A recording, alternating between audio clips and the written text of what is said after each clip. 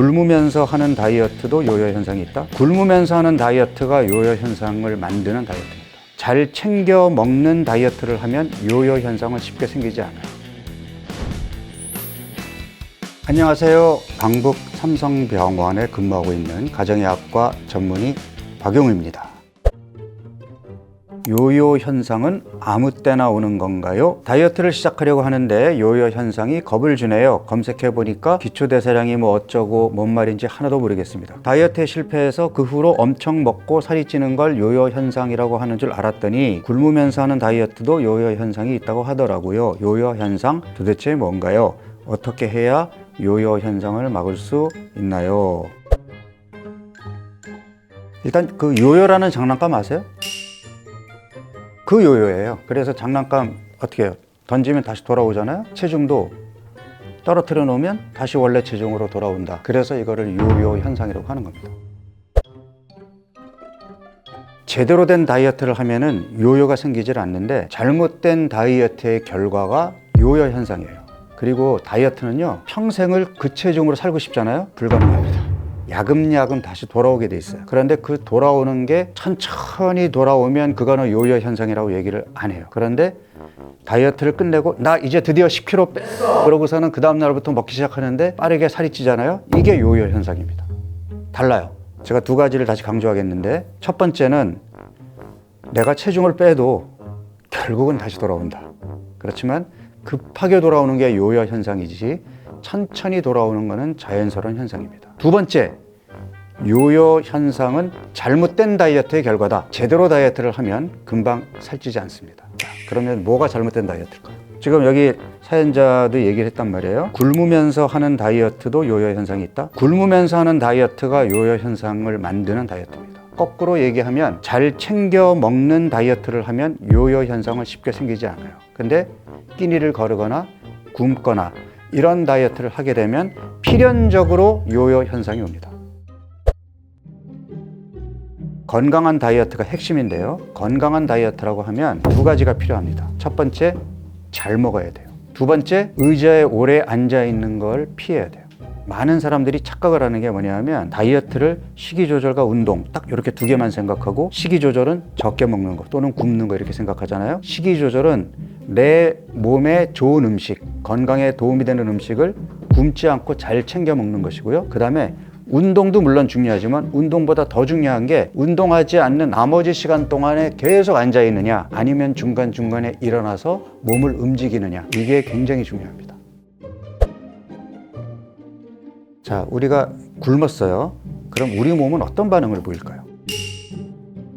그렇죠. 그러니까 배고픔이 심하게 오겠죠. 배고픔이 심하게 오는 것과 더불어서 또 하나 중요한 게, 쉽게 얘기해서 수입이 줄었는데 우리 몸이 예전처럼 지출을 흥청망청 하게 되면 우리 몸은 빠르게 소진되겠죠. 그렇게 안 돼 있어요, 우리 몸은. 수입이 줄어들면 지출도 아껴요. 그런데 우리 몸에서 소비되는 에너지 중에 제일 큰 게 기초대사량. 그래서 기초대사량을 떨어뜨립니다. 그래서 정체기가 오는 거예요. 적게 먹어도 살이 안 빠지는 이유는 적게 들어온 만큼 내 몸이 에너지를 아껴서 적게 쓰니까 살이 안 빠지는 거예요. 그래서 정체기가 오는 다이어트를 하면 조금만 더 먹으면 다시 살찌겠죠. 정체기가 오는 다이어트를 하는 사람들은 무조건 요요 현상을 각오하고 해야 되는 거예요.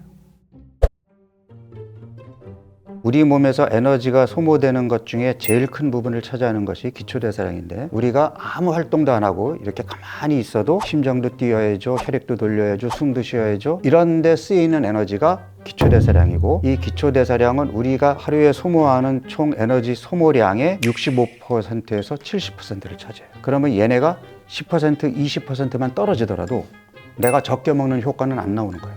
그러면 얘네들을 떨어뜨리지 않으려면 어떻게 해야 되죠? 첫 번째가 굶지 말아야 되는 거예요. 잘 챙겨 먹어야죠. 그리고 두 번째가 운동이 들어가야죠. 그러니까 운동으로 소모되는 에너지만큼 내가 살을 뺀다가 아니라 운동을 해야 기초대사량이 떨어지는 것을 잡으니까 정체기가 안 오는 겁니다. 우리 몸을 살짝 속여야 되는데 기초대사량이 떨어지지 않게 해야 되고, 그 다음에 식욕이 내 의지력을 넘어설 정도로 강하게 나오지 않게 해야 되잖아요. 이 두 가지를 잡아야 요요 현상이 생기지 않거든요. 그러면 식욕이 내 의지력을 넘어서 심하게 오지 않게 하기 위해서는 첫 번째, 잘 먹어야 한답니다. 굶어도 안 빠지는데 잘 먹는데 빠진다고? 먹는 시간에 잘 먹고 공복을 유지해야 되죠. 그러니까 우리가 정상적인 몸은 저녁에 6시나 7시에 식사를 끝내고 그 다음날 아침 7시에 첫 번째 식사를 하니까 12시간 공복을 유지하잖아요. 근데 다이어트를 하는 사람들은 그거보다 공복 시간을 조금 늘려야 돼요. 그래서 14시간이나 16시간 정도로 공복 시간을 늘리고 대신에 먹어야 되는 8시간과 10시간 그 사이에 좋은 음식으로 배불리 먹으라는 거예요.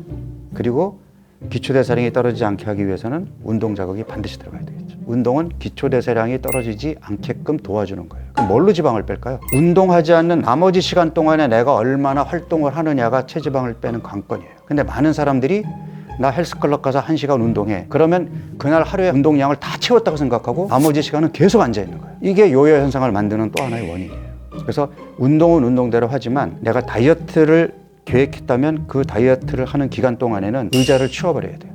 앉아있는 시간을 최소화하고 틈나는 대로 일어나서 걸어야 그 걷는 만큼 지방이 빠지는 겁니다. 우리 학교 다닐 때 365일 내내 예습, 복습 철저히 하고 학업에 정진했나요? 시험 보기 전에만 열심히 공부했고 365일 내내 공부 안 했잖아. 그럼 우리가 지금 인생을 살면서 365일 내내 건강한 삶을 산다는 게 가능할까요? 그래서 다이어트는 굵고 짧게 하는 거예요.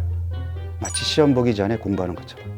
병원에 가면 교수님들이 짧게 다이어트 하는 거는 위험해요. 요요가 생겨요. 3개월에서 6개월에 걸쳐서 천천히 해야 돼요. 3개월에서 6개월에 걸쳐서 계속 공부해야 돼요. 그러면 공부할 수 있어요?